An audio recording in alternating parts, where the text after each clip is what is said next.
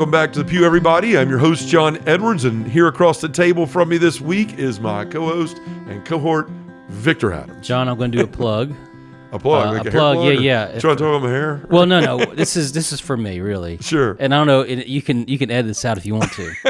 I don't edit, man. But anyways, like I said, the great thing about being Catholic is that suffering comes to the point of healing.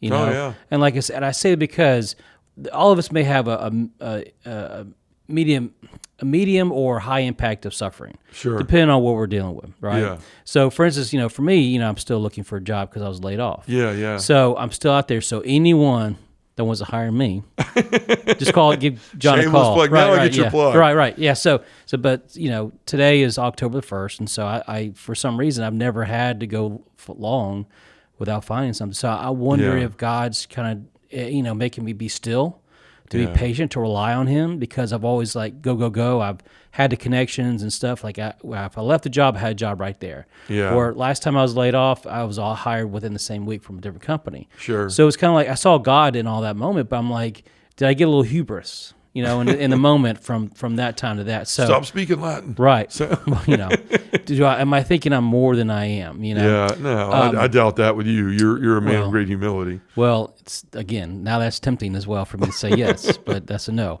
But anyways, like I said, I just love working nonprofit if that's available. If you and you've been went out there looking for me to help me out too. Yeah. But I just wonder, is there a shift in our lives coming up for everybody, like maybe we put so much energy into one thing for so long, and we were dependent on that, or we felt loyal by our employers to do that, and all of a sudden that loyalty is smashed, you said with Napa and that happened back in the day for me too. Yeah. Right. And so it's kind of like they want you to work hard, they want you to be the hunter, to go out there and bring those leads, and just kind of grow the company, but then all of a sudden, at any moment's notice, they can renege on that. So, but the thing about God's faith and God's love is that He never does that. Yeah. If we can never leaves you, never abandons you. Yeah. If we seek Him, if we devote our daily life to Him, if we call out His name in the midst of our suffering and our struggles, He shows up. He doesn't go, "Oh, hold up, man, let me get back to you." Yeah. And I find that during those moments of dryness that we think is dry, is the most powerful moment of our lives. Yeah, we talked about that before. I mean, that's where he kind of lets you have your own line to hang yourself, if you will, or lets you loose. It's like, what are you going to do? It's like, when I'm not holding your hand, which He's always there with us, right? And in fact, I mean, St. Ignatius always talks about, or it did talk about, like sometimes when you feel like God's the furthest from you is actually when He's so close you can't even see Him and feel Him. But like there are times where He's not punishing you. He's not, allowing something terrible to happen. He's just like, okay, what's your faith going to be like? How are you going to handle this? Like, where are you in your maturity, spiritual maturity, when I'm not there immediately taking care of things? And it is like, you can look at that as a detriment, a painful thing, and woe is me, and kind of going into why is my Eeyore life? In your life. Why is this happening to me right now? Yeah. Why is this struggle in my life, in my relationships, in my job?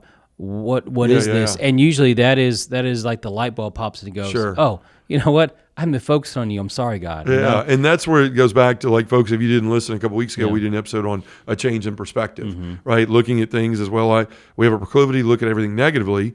And when we do that, then you're going to find yourself in the place you don't want to be, right? Because everything becomes negative, everything becomes clouded. One thing starts to roll downhill, and then it becomes everything.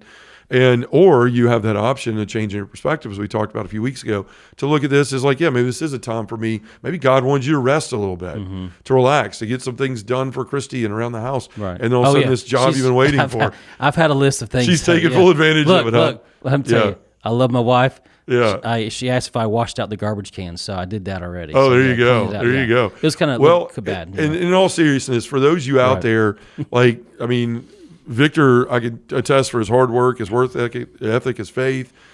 He's wonderful at the things he does. So if any of you are looking for somebody out there, please, just reach out to the show at justaguyonthepew.com, justaguyonthepew@gmail.com, and we can connect you with Victor. Also, though, just in general, just pray that the right opportunity comes and he finds that and everything, so that he can get back on track and have that peace of mind with providing for the family and and just what we all want. We want to do something with our lives besides sit around or wash garbage cans, right? Yeah, right. So that's right. Yeah. Victor's like, no more garbage cans. I will go and do something else. Once a year, I told her that's what I'll do. That's right. That's right. Well, I'm excited to get into the show today, man. And before we jump into it, I just want to mention again for everybody out there, Poland is now open for registration again. It is filling up. We've got a lot of people that are very interested in it. We got a lot of people from our Greece trip that are signing up that we just got back from. It's going to be freaking awesome. The priest that's going with us is from Poland originally, grew up there. His mother's been a tour guide. Amazing. Yeah. And he's great homilist, all that stuff. It's going to be a phenomenal time. Come and have a pierogi with me. Go walk through the footsteps of St. John Paul II. Again, it's June the 16th or 16th through the 25th of 2026. You can find out more about it at justaguyonthepew.com. You can register there through the links, or you can Google John Edwards in Poland. It'll come up with Select International Tours and Cruises. That's our pilgrimage partner, and you can register there. Folks, I hope you'll join us. It's going to be a fantastic trip, and it will sell out quickly. So go and register today. Also, I wanted to tell you that for those of you out there that have been supporting us, thank you. It's really helped us keep afloat all these years and helping us grow and just meeting the demand of what God's putting on this ministry.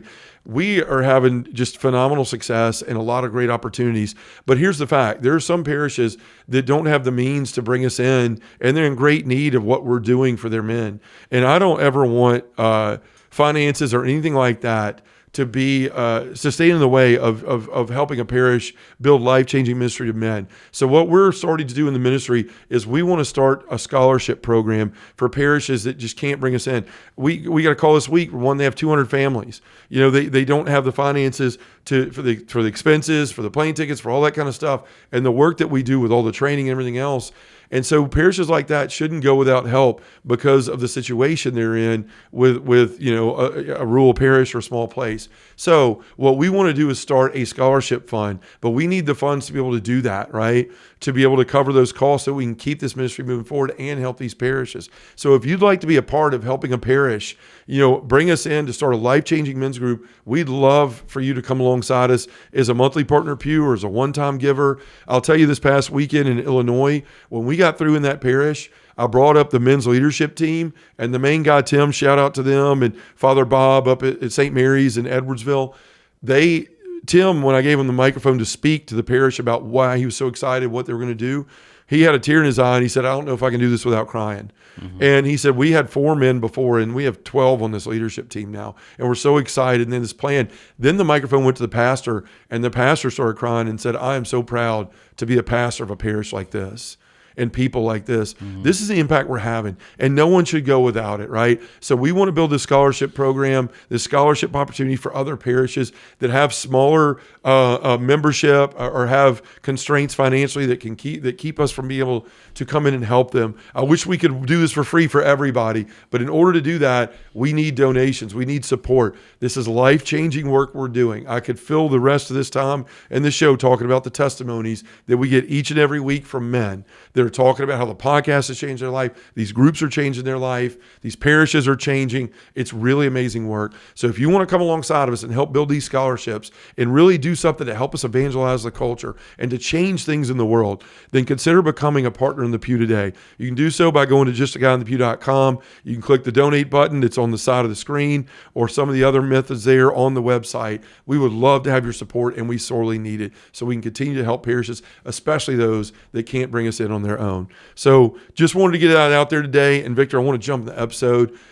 This is something that's very personal to me today. We're going to be talking about today, am I competing well? Mm-hmm. Right? I'm going to share a little bit from the heart today. Not that we don't normally, but I guess I'll just say it. Like, a couple weeks ago, I had Nick on, our mutual friend. You've known him longer than I have, but good friend in both of our lives. And during that episode, in between all the stepbrother jokes and all the funny stuff we were having, laughs and stuff, he mentioned something where we were talking about how regardless of what we're in a lot of work, whether it's ministry or selling pallets or helping people get into behavioral science centers, a lot of times we could put our best foot forward in our jobs and put everything into that, and we can get into all of it about how we're men and we have to provide, and so we throw our whole best foot forward in that. And a lot of times, we come home with nothing left over. That happens in my life more than I would like it to. It happened while I was at Napa. I remember I used to listen to this one sales guy who was not a good role model at all. And I was complaining one time about like, man, all I do all day long is handle people's problems. And then I get home and like, I can't even get in the door good before my wife has 72 problems that I now have to solve there. And like, and he would say, well, that's what you need to tell her. Like, I've been solving problems all day long. I don't have time to solve anymore. And I was like, yeah, that doesn't seem right or conducive for marriage, especially when a guy had been divorced 3 times, right? So probably not the best person to listen to on marriage advice. But I was very selfish. I was, on drugs, everything else back then. But even now in ministry sometimes, like Nick said in the episode, even in his own life, he said, Amy Roberts, his wife, will say, I'm tired of getting the leftover Nick. And, just to put it out there, Angela and I here lately have been struggling in a lot of ways. She's gotten a new position at St. Jude and something she worked hard for. She was in graduate school, supported her through all that, taking over a lot of responsibilities for the kids, and kind of was like, man, when that's over, we'll get back to just having time with each other and all those things. And God knows I'm gone every other weekend. I could work in this office until 10 o'clock at night every night. I've tried to stop at 5 every day and be at the ball games and things that I miss when I'm not here on the road. And it's just very stressful in the ministry itself in that way, because you're always feeling like you're stretched between two goods, right? My family and then the work that God's called me to. And I'm sure that's the same for people in regular jobs too. But, I had been saying a lot to Angela, like, you're never around. Like, when I'm here, you're busy. And so we'd really been struggling. And, a weekend or so ago, it came to a head. I came back from an event. I was exhausted. She was out. I needed her help with some things. She was out doing some other stuff. And I just lost my temper and was just like, you never have any time with me. You never have any time for me. And then she lost her temper. Like, well, let's talk about like what you're like when you're here, right? And that's not, what a lot of people probably think I'm some angel and I get it all right because we talk about this stuff all the time on the podcast. But I've tried to be very open and honest in this whole journey over the last 9 years about how much I could fail and how many faults I have and how it's easy to talk to other people about how to be better. It's very difficult to do it yourself. So we had this big blow up and man, it was not nice. It was not kind. It was neither one of us were mature in it, and it was hard. And I started thinking, like, man, our kids, Jacob's about to be 16, the girls are 12. This is going on and off for a number of years. Like, this is why I always tell people, like, you don't just say I'm sorry and then you're healed. Like, there's a lot of wounds that Angela and I have from my mistakes, from previous relationships we had, all that stuff. And like, they never, like, you might take care of one wound, but then it just another one resurfaces, right? Oh, I didn't even know I had this one. And so that's the constant restoration we have to be doing in our lives and the healing on ourselves and with each other. So long story short, like I noticed like with the kids, like, man, this is becoming commonplace to them. Like it's just, they're numb to it now and it's not a great place to be. And so I was just at wit's end. I'm like, gosh, I had to go and do this mission, which was a great grace. And I have to go tell everybody about like our wonderful story and how to be better people and how to love people well, especially your wives and your family.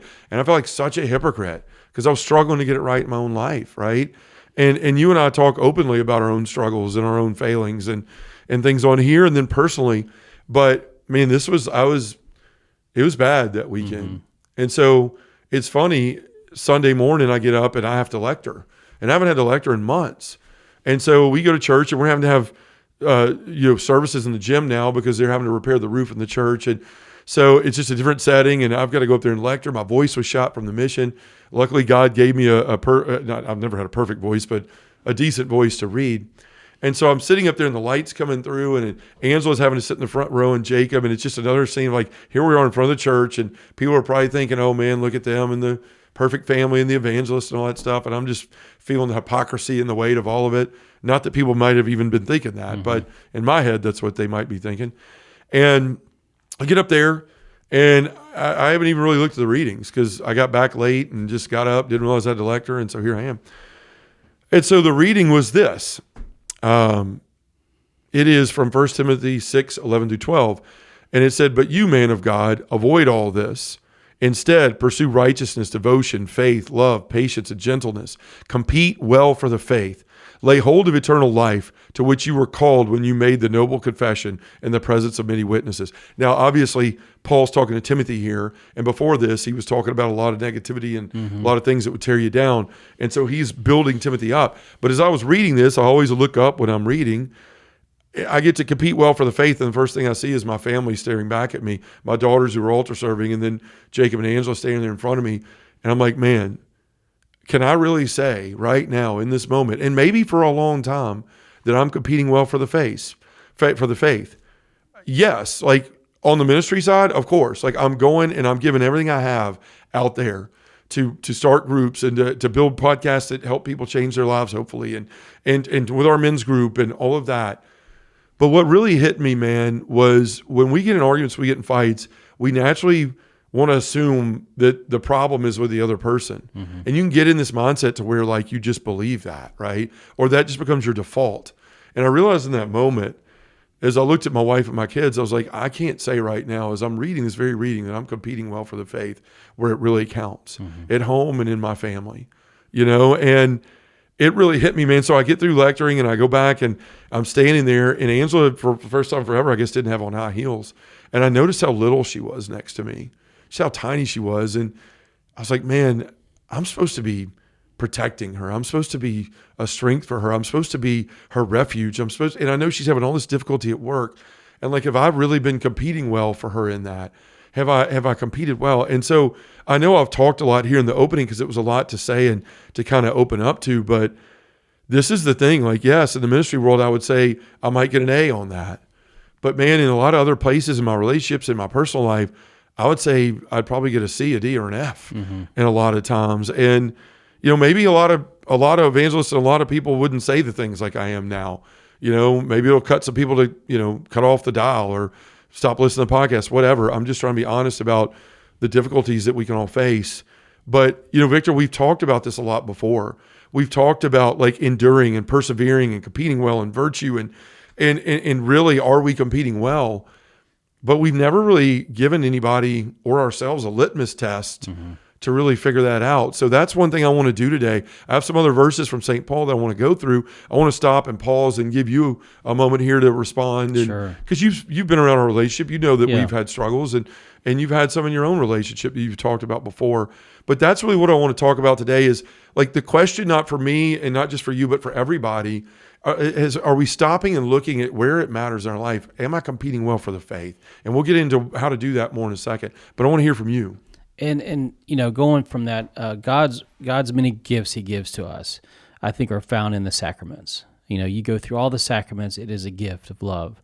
Whether someone wants to go the sacrament of marriage and to couple themselves with another person, a spouse, or those that seek to go in holy orders, to follow God's will that way.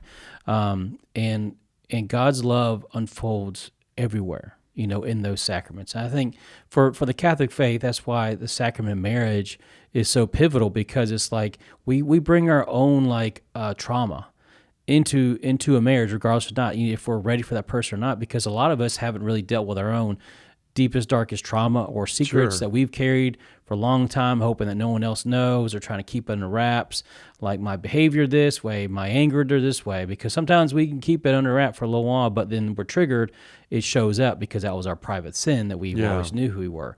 And that's why God's being the covenant of marriage is the essential for the marriage, because if God is in the center of it, He knows we both need healing. Like, for instance, Christy and I, for when her mom was living with us, she had onset dementia, she had COPD, for all those years of smoking. So she was kind of like very fragile, like fall risk, everything else. So we devoted like almost 3 years. Well, she was with us for 4 years, but 3 years that she got really like her health, diminished increasingly.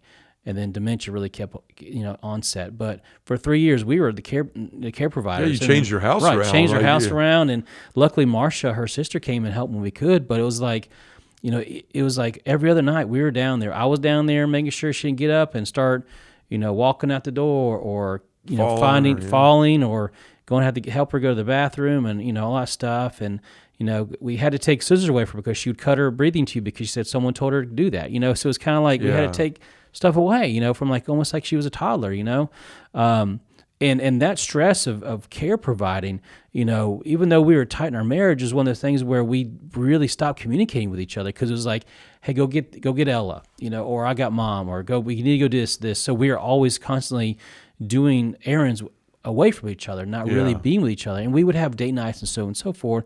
But I noticed that, like, for me, it was like I needed her close to me, and she needed the same thing too. And it was a struggle of kind of like being not just the intimacy part of it all, but just kind of being close to each other, being able to talk. And I noticed that I wasn't sharing as much with her of what was going on in my daily life, because I would say something and then her mom would call out and hold on, let me go do this. And so we had a lot of unfinished communication, or conversations. Which could lead to like feeling like nobody's giving you time, and not being heard. And so, me knowing that her mom needed all that care, that was still kind of like frustration to me, is like, gosh, I love Peggy. I'm glad she's here with us, but it's like, this is a lot of work, And whenever you have like a barrier that just like boom is in front of, even in the holiest marriages, there's going to be conflict, or there's going to be miscommunication or skewed interpretations of what's being said, or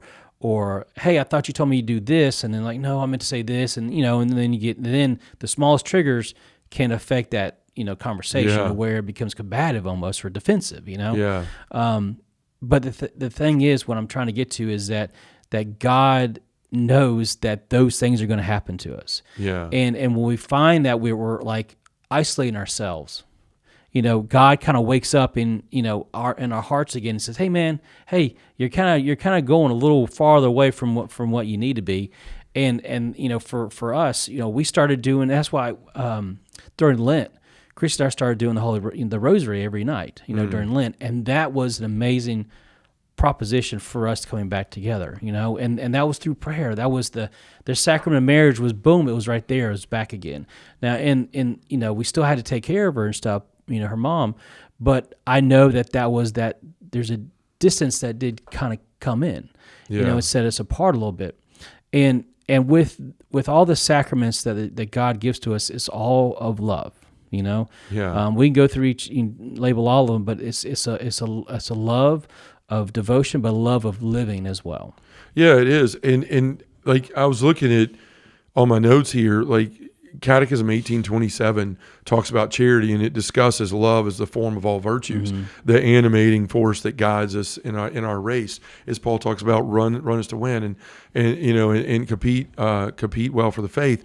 And so, like, it's kind of funny how so much God does so much stuff. Like, and this is why, like you were talking about earlier, like suffering and struggles, and we can want to give up, but like there's so much beauty that comes out of those things too. Like that saying, "It's always darkest before the dawn," is like so true. Yeah. Because sometimes, like Angela, even said, like as we had a moment of healing, and like just some really great stuff happening in our relationship now because of this bad time that we had to go through. But it's. She just even said, like, why do we have to let it get so far before? And I was like, I don't know, but we're learning each time, like, and we're getting better, and we're not giving up on one another, and we're not, and it's beautiful in and of itself. But, I was in Greece, which that probably led to a lot of this too, because I was gone for 2 weeks, and she had to handle everything with the kids and work and all that stuff too. And I'll never schedule a pilgrimage in the school year just because that's hard. Yeah. And that's the time of year you go to Greece. So we may not go to Greece again until my kids are grown, but it's just hard. Right. And that's another one of those choices, right? Like, it's good for the ministry, but is it good for the family life in the time? So anyway, with that, we were in Greece, and Father Clark, we were on the last day, we were in Corinth. So we're there in the Acropolis and the ruins, and Father's doing Mass, and it was a beautiful Mass. Even watching him like try to keep stuff from blowing off this rock, like because the wind was blowing hard. But he when he gave his homily, he started to talk about 1 Corinthians 13. The famous love is patient, love is kind. It's what people love, when they get married. They do that. They have that read, and that's one of the readings, and so many women love to have that. But like, man, that stuff sounds good, but are we really living it? And so as I was thinking about competing well for the faith in church, like looking at Angela, and then we got home and we had these conversations, a beautiful moment of healing. It just came to my mind, like when Father Clark was talking about Paul, and he started reading love is patient, love is kind. He's like, I want y'all all to do something. I want you through the rest of this trip or on the way home, like to really ponder this verse. And here's what I want you to do. I want you to take the word love out, and I want you to put your name in. Now, I'd heard that before, but it had been a long time since, I'd heard that. And sometimes God brings us reminders when we need to. So I started to do that. I had like 30 hours in airports coming home and, all this stuff. And so I got my Bible out and I started to read it. And I'm going to read this verse in its entirety, and then we'll jump into like some of what we're getting to. But like I'm actually going to read what comes before that verse too, because this is important about what I was saying. If I can speak in the tongues of men and angels, but have not love, I'm a noisy gong or a clanging cymbal. And if I have prophetic powers and understand all mysteries and all knowledge, and if I have all faith so as to move mountains, but have not love, I am nothing. If I give away all that I have, and if I deliver my body to be burned, but have not love, I gain nothing. So that's the preface to the famous verse, right? And this is exactly what my wife was trying to tell me, and what I've started to realize in my life is you can go and do all these great things, and you could say the right things, and you could tell people I love you and I forgive you, but are you really doing it? Mm-hmm. And there could be a lot of word speak, right?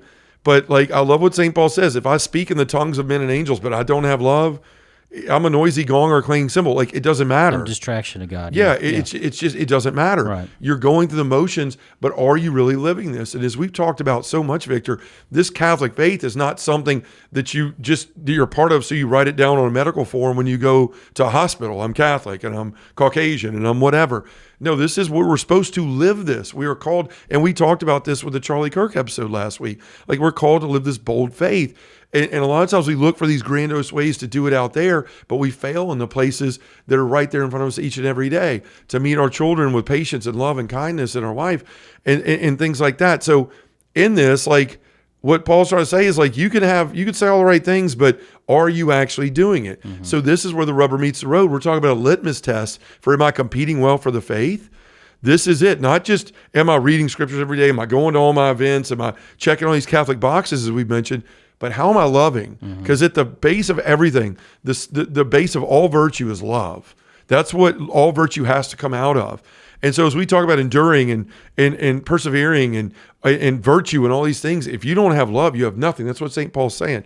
So let's continue with that verse. Love is patient and kind. Love is not jealous or boastful. It's not arrogant or rude. Love does not insist on its own way. It's not irritable or resentful. It does not rejoice at wrong, but rejoices in the right. Love bears all things, believes all things, hopes all things, and endures all things. So let's start over. And I want everybody in the car right now, or in the gym, or on the treadmill, or on the lawnmower, whatever you're doing, in the bathroom, whatever you're doing. Like, I want you from that second part, really from verse, I think it's 6 on to 7, to place your name in here, because I'm going to do it with mine. John is patient and kind. John is not jealous or boastful. John is not arrogant or rude. John does not insist on his own way. John is not irritable or resentful. John does not rejoice at wrong, but rejoices in the right. John bears all things, believes all things, hopes all things, and endures all things. Now, as you read that in your own words, and as I read it in mine, you have to be very real with yourself. Mm-hmm. Because I got to tell you, man, like, when I read that, like, right off the bat, like, there's a lot of times with my family I'm not very patient. There's a lot of times with my family when I'm short and I'm not very kind. Like, there's times where, because I'm not living well, I'm jealous of other people and their relationships and the way that sometimes even the relationship with the kids and Angela and the bond they have that sometimes I don't, because I've talked to people about, and I'm not trying to blame anybody myself, because I control the way I act. But we also are influenced by the people that we were raised around. Mm-hmm. And my dad was that way with me a lot. And I hate it. I recognize it, because I promised myself I'll never be that way. And I can be short and I can be quick because I'm tired or I'm frustrated, or I walked out of this door too quick in the house and didn't leave the stress of the day here and took it in there. But, there's times where I am arrogant and I'm rude. There's times where I insist on having my own way, where I'm selfish, where I'm very irritable and I'm resentful, where I do rejoice at things not going the right way for some other people, because sometimes I feel like I've gotten the short end of the stick, right? I mean, there's just so many things I can go on. And this is why I'm saying this is a litmus test. Like, you want to know if you're competing well in the faith where it really matters. Not saying this ministry doesn't matter. The things we're doing, it does. But man, I'm going to continue to feel like a hypocrite failing at home and then going out and being successful on the road, because God doesn't want that. He wants both, right? And really, he wants one more than the other. In the home, even more than the evangelization of all the other people that we're working with. And so, like, this is the challenge today. Like, if you're waiting for a how-to at the end of this, this is really the how-to now. Is like putting yourself in that and having the courage to say, am I doing this well? And if the answer is no, then what am I going to do about it? Because there's a difference between realizing a problem and doing something about it. And over the weekend with this thing with Angela, man, like I said, it got bad. And I finally saw how I'd been looking at everything from my perspective, what I wasn't getting, what wasn't been done for me, what considerations for me that weren't being taken, and all this stuff. And I'd allowed that to become my mode of operandi. I'm not getting the things that I need, so therefore I don't even want to talk about what you need because you're not willing to talk about what I need. And that's the places you're talking about we can get when we're not loving each other well. And I saw this weekend, like, man, Angela listens to me all day long talk about ministry, but I never listen to her talk about her job. And I'll say the easy thing, like, well, I don't know about metastasis and cancer and all this stuff at St. Jude, but that doesn't mean that she doesn't deserve any more of me listening, right? Like, I just had let myself get in a place like that. And so what I've started to do each and every day is, one, pray a Divine Mercy Chaplet with her for our marriage and for the growth there, and that we could show each other mercy. We need to continue to heal things in our marriage and to grow in the right direction. Also, but I'm reading this every day, and it's like, John, are you going to be patient today? Are you going to be kind? Are you going to be jealous? I hope not. Are you going to be arrogant or rude? I hope not. Are you going to insist on your own way? Are you going to be irritable and resentful? Are you going to rejoice at wrongdoing? Are you going to rejoice, are you going to bear all things for the ones that love you the most? And I'm using that to set my day now. And at the end of the day, I'm using it as an examination of conscience to go back and say, okay, was I patient? Yeah, I was pretty patient today. Was I kind? Not always. I need to work on that. And so this is what I wanted to talk about today, is just like competing well for the faith is not just going and doing the Catholic things we do, saying your prayers every day, doing all that. How am I loving well? Because at the root of all of our faith is love. Jesus was like, that's why he was with the Pharisees. Like, I don't care. I'm not looking for sacrifice. I'm looking for mercy, right? And this is what we're called to, is to love well to the people that God has put in our life to care for and protect. Right. And what you just said, it was kind of like just, again, things just happen, whether it's Holy Spirit or just the concept of words that just kind of pop in. But like, Christ's love is our divine example, correct? His love, he gave everything. He gave. He never asked. It's just like he gave, because that was the way of loving. That was his. And when you give everything of yourself, suffering happens. So he suffered for all of us. Yeah. So therefore, if we were to be examples of Christ, then we should give to our spouse, to our children, to our friends, to our work, to whatever, without expecting anything in return, because that is that is the mimicking of God's love, Yeah. And by giving and doing and serving and helping and praying, I mean, you prayed for me to find, occupation, and I appreciate that. And that's what we're all called to do, is to give to each other, not to take, not to hold, not to store things away. But we know there's plenty of parables where those that stored things away never really saw God's love or God's grace. Yeah. And so and therefore, by all of us giving, we're going to suffer, because that's the combination of love and suffering. Yeah. But yet we are then, given that grace of mercy of Christ, saying, you're doing exactly what I asked you to do. I love you. Thank you. So we're returning God's love, Jesus' sacrifice, by giving, and constantly seeking his presence and how we do that. Well, that's beautiful, man. And you're exactly right. And as you were talking, it made me think, a lot of times we just focus on how we're unhappy or things aren't going our way, and we think it's because someone else isn't doing stuff for us. But in fact, if we're being honest, it's because we're not doing for others. Right. Like that's really the thing.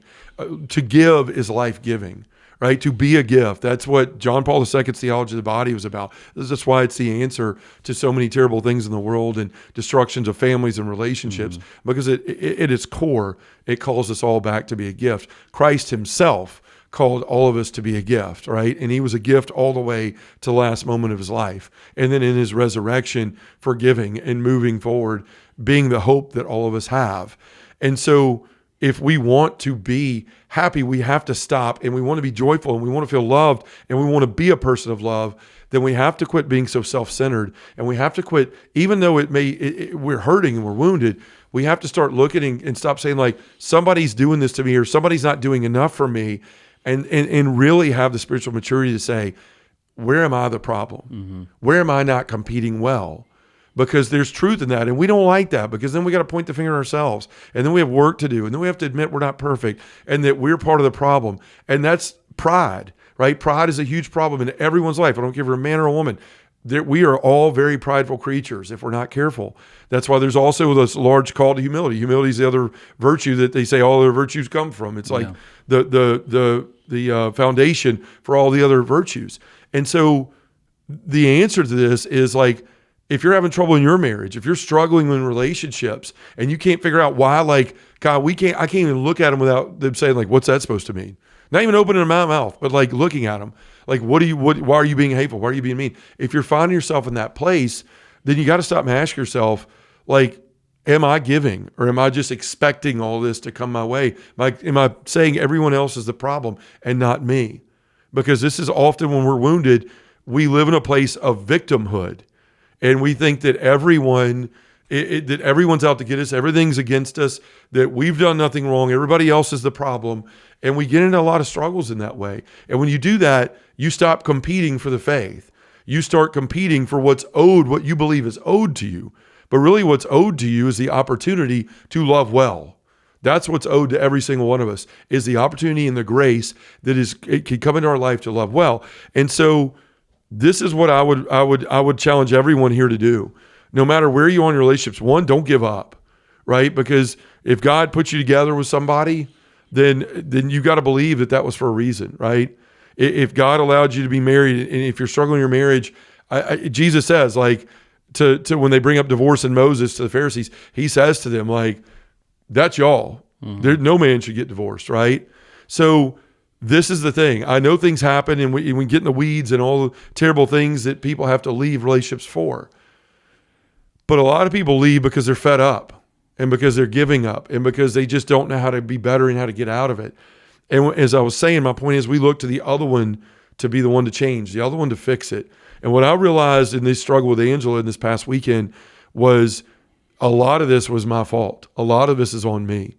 And I needed to mature in that in ways that I had not yet done, and I'm still working to do.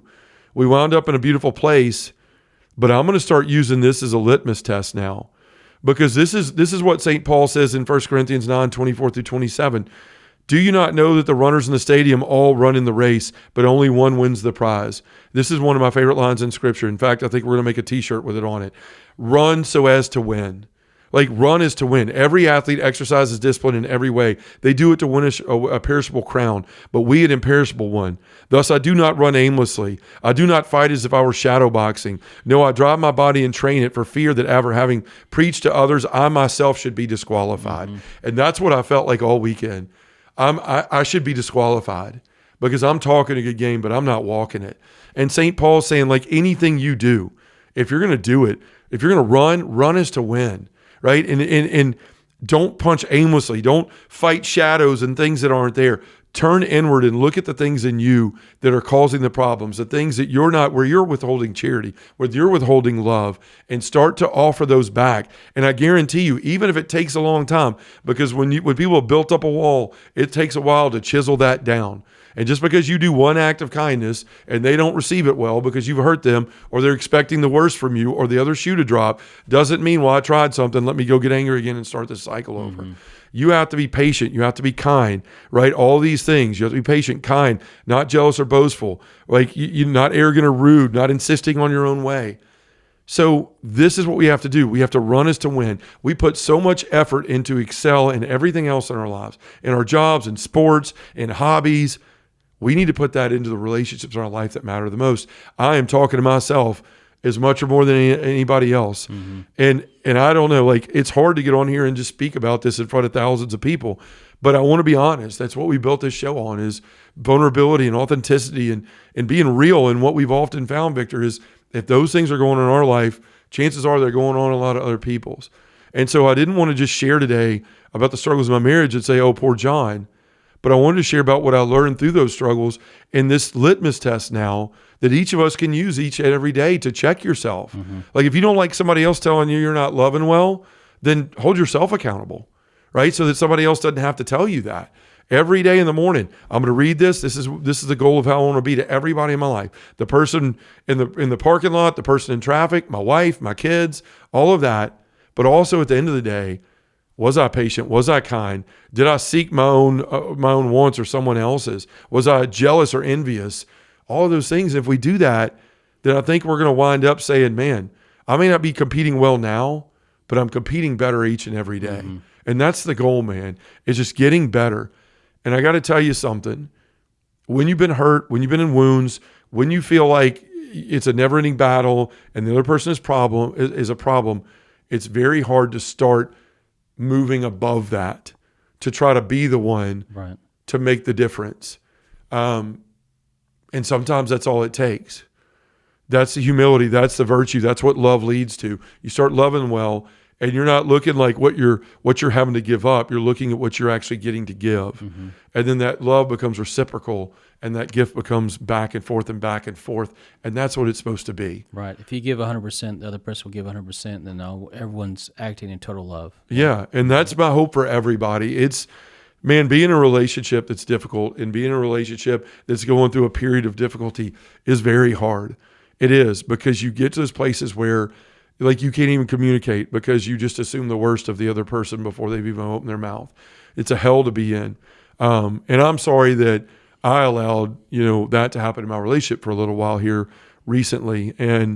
But I'm looking forward to what Angela and I are working on now. I'm looking forward to working on each other, ourselves individually, and looking forward to just doing this, what we're talking about here, competing well for the faith, pursuing righteousness, devotion, faith, love, patience, and gentleness, and then running as to win. St. Paul, it was such a beautiful poet in these things and with love.